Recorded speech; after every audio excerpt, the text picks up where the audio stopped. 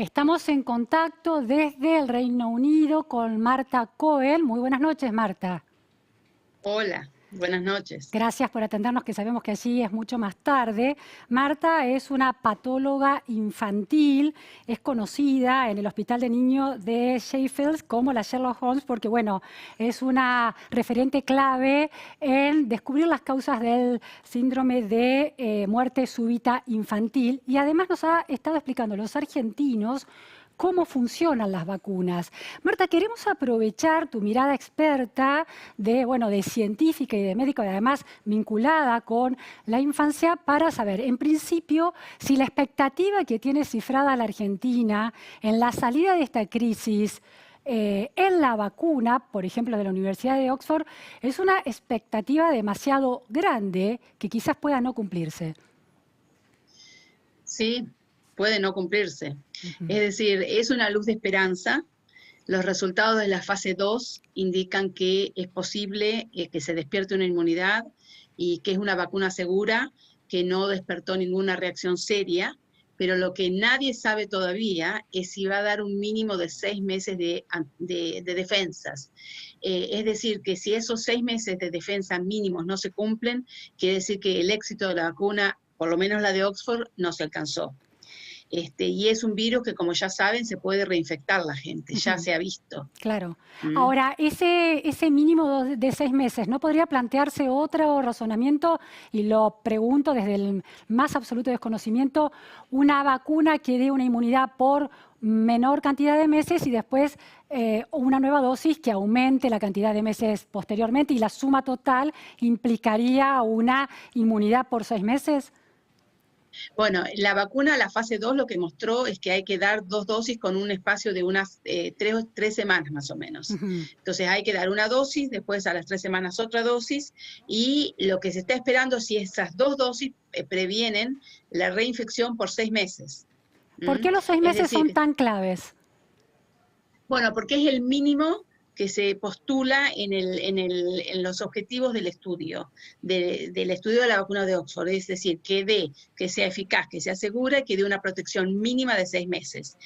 Si estos 6 meses se cumplan, la vacuna se estaría aprobando hacia el mes de noviembre probablemente, y se estaría fabricando en Argentina, como ya sabemos, en el primer semestre, pongámosle en el mes de enero, con 25 millones de dosis como para empezar por mes. O sea, fantástico, pero hay que llegar a decir, bueno, 6 meses, porque entonces si fueran 6 meses, la población del mundo, 2/3, se tendría que estar, o nos tendríamos que estar vacunando cada 6 meses hasta Claro. que se agote la pandemia, ¿no es cierto? Si es menos de 6 meses, es como que no es eficaz. No es ¿Mm? eficaz, Entonces, no es eficaz y claro, no es posible producir con ese nivel de frecuencia para proveer a todo dos el tercios del mundo. mundo. Claro, 2/3 del mundo, sí. claro. Bueno, hay otras vacunas, está la de Pfizer, está la de Moderna. Estas vacunas también han mostrado que son seguras. Hasta ahora no han despertado ningún efecto serio, que son eficaces porque despiertan la respuesta de anticuerpos, y también se están probando en la fase 3. Entonces, también hay que ver si a lo mejor no anda la de Oxford, pero anda alguna de esas, ¿no es La cierto? vacuna que se está produciendo o se está intentando desarrollar en China con un laboratorio chino y que también ha obtenido autorización en la Argentina para que el grupo ELEA, también del grupo Insud del empresario Hugo Sigman, se pruebe en Argentina, es una vacuna también prometedora y cuenta con el aval de alguna manera del campo científico en el mundo.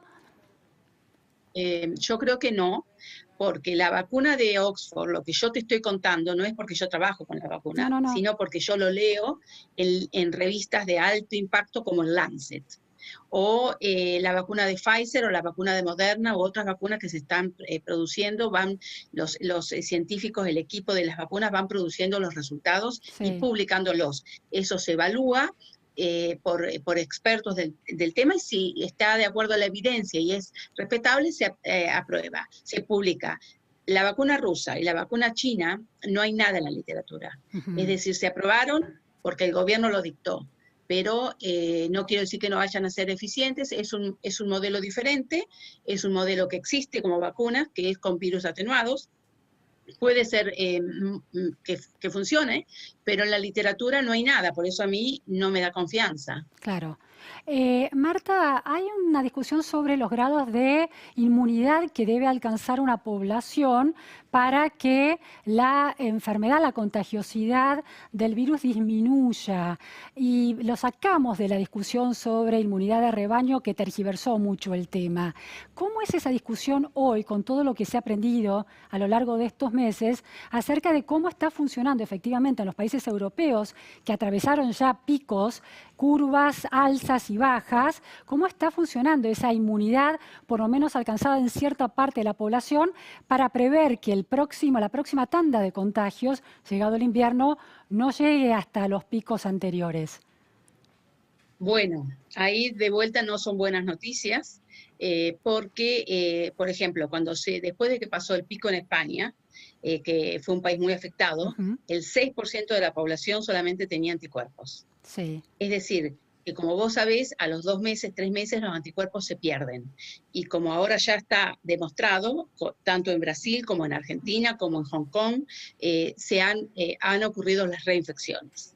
Es decir, que incluso gente que estuvo con el virus puede volver a contagiarse. Lo que es probable es que si la persona que se contagió la primera vez tuvo una enfermedad leve, va a tener una enfermedad leve. No esperaría yo que de repente agarre una neumonía o una complicación neurológica y tenga un deceso. Así que el virus ha aumentado inclusive su contagiosidad. Desde el virus de la cepa L de Wuhan a la cepa G que comenzó a circular en Estados Unidos, el virus mutó y esa mutación hizo que no sea más agresivo, no tiene más letalidad, pero sí es más infeccioso. También pero es interesante eso, o sea, se puede diseminar entre mayor cantidad de población, pero tiene efectos más atenuados. Bueno, no tiene se ha mutado, pero no ha adquirido una mayor letalidad. Y al contrario, parecería ser que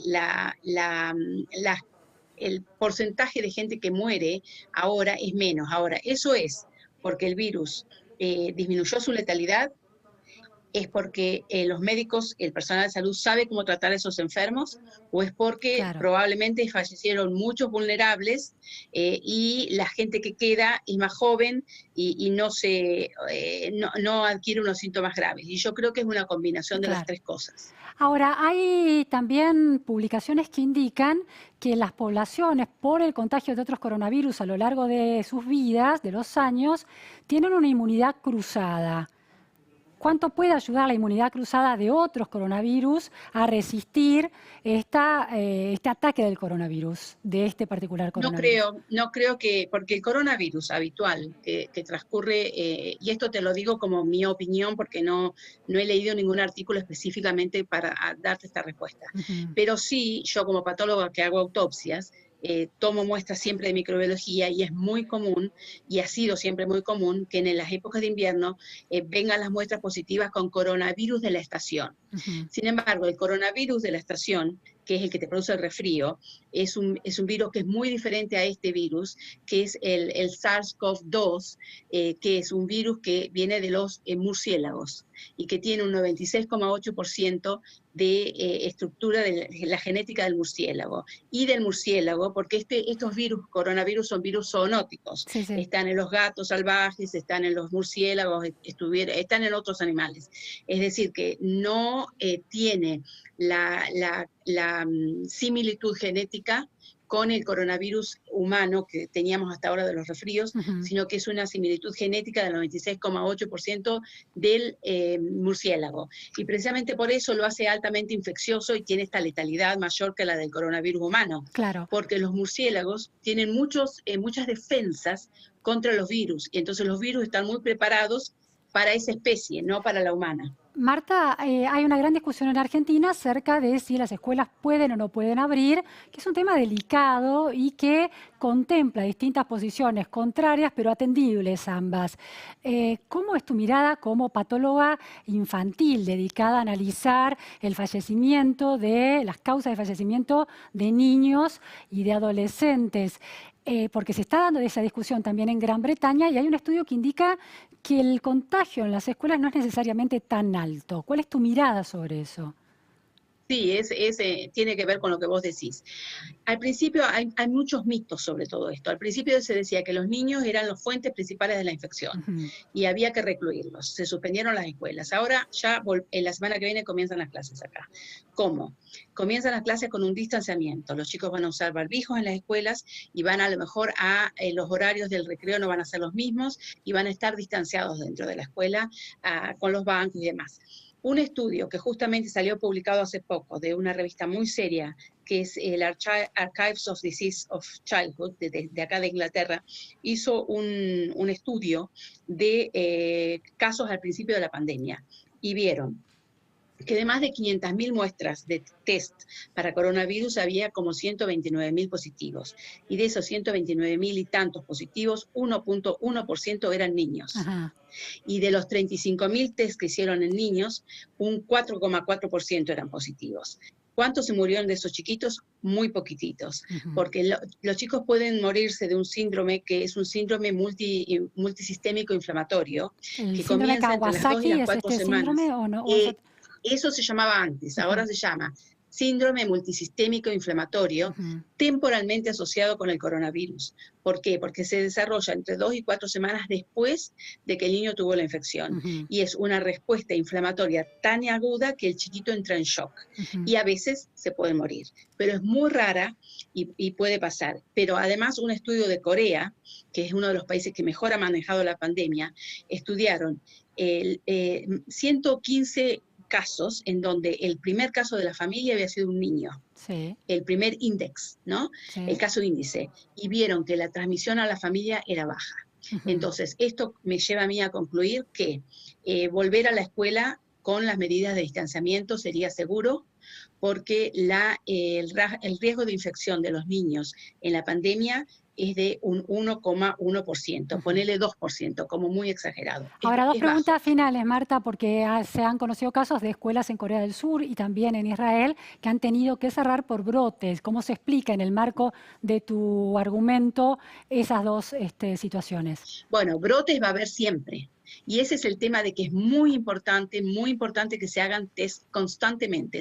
Ahora se va a poner en marcha probablemente en Inglaterra un método que ya se aprobó, que en 90 minutos te da el resultado con un 100%, y que el aparatito puede estar en la escuela.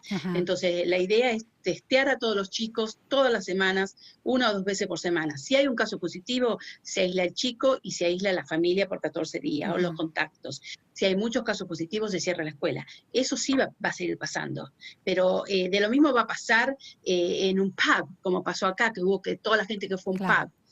Ahora, Marta, en la escuela hay adultos también, no solo chicos. El riesgo de infección de los adultos, sobre todo a partir de los 50 años, muchos docentes tienen esas edades, crece en términos de las consecuencias que puede tener. ¿Cómo se integra en tu análisis este riesgo? Bueno, ahora, desde el 1 de agosto, que estamos en el pico de baja de la pandemia, pero siempre tenemos brotes y brotes y brotes constantemente en distintas ciudades y se van cerrando, la gente ya volvió a trabajar. Porque nosotros entendemos que esta pandemia puede durar varios años. Y mi visión, mi mirada es que el mundo se tiene que enlentecer, pero no paralizar.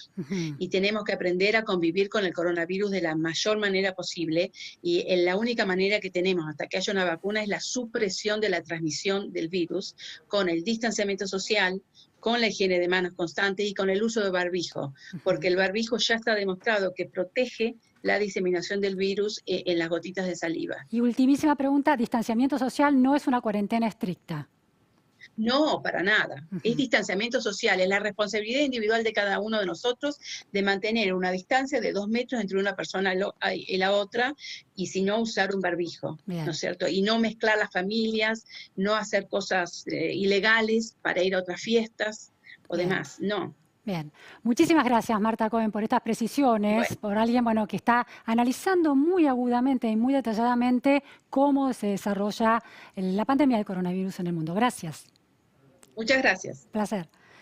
Vamos a un corte en la repregunta Noticias a Fondo y después Alfredo Cornejo, diputado nacional por Mendoza, presidente de la UCR Nacional, para analizar la Argentina de Alberto Fernández o la Argentina de Cristina Kirchner. Después del corte.